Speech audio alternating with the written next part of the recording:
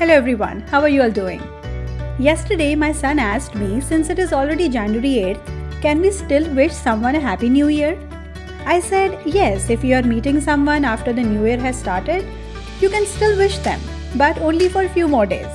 And that made me realize that I haven't wished you. So a very happy new year to all of you. I hope you are all geared up for 2023 and you have some vision that you have planned for this year. Today we will be talking about New Year resolution and what do I think about it. Hi, I'm Alpana Dev and you are listening to Mother's Gurukul podcast, a place where I talk about various aspects of parenting and share my tips and tricks to make your parenting journey smooth and beautiful. I also talk about some motivational topics that will make your life easy. So let's learn together, let's grow together at Mother's Gurukul podcast. Today we are talking about New Year resolutions and I'm also going to share my thoughts about it. Change is the deepest dream of human heart. We all like to become someone new. The first word that comes to mind is resolution whenever we talk about welcoming New Year or saying bye to the past year. Somehow, I never felt any connection or excitement in this word. Don't get me wrong, I do believe in change or exciting things. But this word, it puts me under pressure. I know for many it may be a source of motivation, but to me, it's not. Then what do I call them?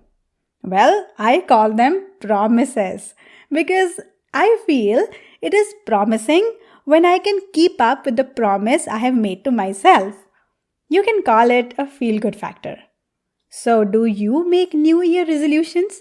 Or you're like me? Let me tell you why I do not make New Year resolutions. I promise myself to develop good habits. I made 3 promises to myself last year, and I was able to keep up with all of them. In fact, I did a few extra things as well. One of them was monetizing my blog. I was able to do that in January 2022. Second promise was recording more audiobooks, not just in Hindi, but in Marathi as well.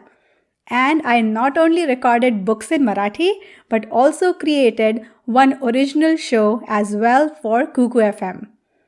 And third and the final promise was digging into the voice industry a little more.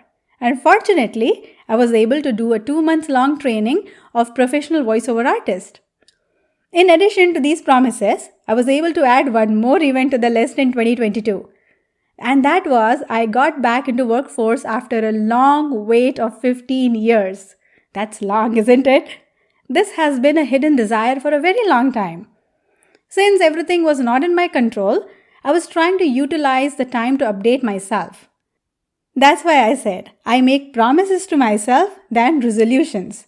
Now tell me, if I made a resolution that I want to start working in 2022, there wasn't a surety that it will happen. But instead, I made a promise to myself that I would keep learning something new during this waiting time. And today, that promise of keeping the learner alive is helping me a lot at my workplace. That's why I believe in making good habits instead of resolutions. Habits form who we are. They play a crucial role in shaping our personality. Think about it. A habit is something you do over and over without noticing it. Now, instead of making a resolution to go to social media detox after 4 p.m. in the evening to 6 a.m. in the morning, how about developing a habit of not checking your Instagram or social media account the last thing at night and the first thing in the morning? That seems much doable, isn't it? It will save so much of your morning time and it will bless you with a peaceful sleep.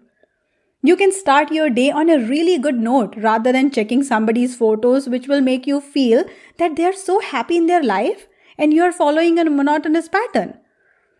I feel that instead of resolutions, we need a better rule of life. Let's call them promises. The 3 promises I shared with you were related to the habits I have developed over time.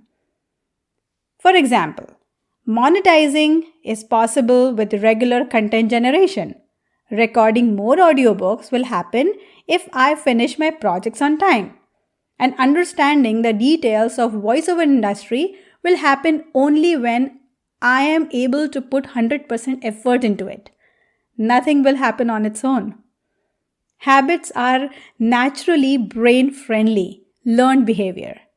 You can do them quickly without thinking because they will come naturally to you once you get the hang of them.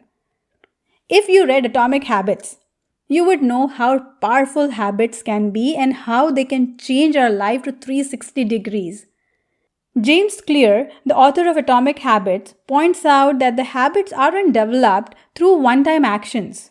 Rather, habits must be thoughtfully and repeatedly built into one's routines to lead to lasting change. These habits are only possible when the motivation to succeed is connected to one's identity. When we talk about resolutions, they are mostly about the outcome or the end goal. But what about the connecting dots?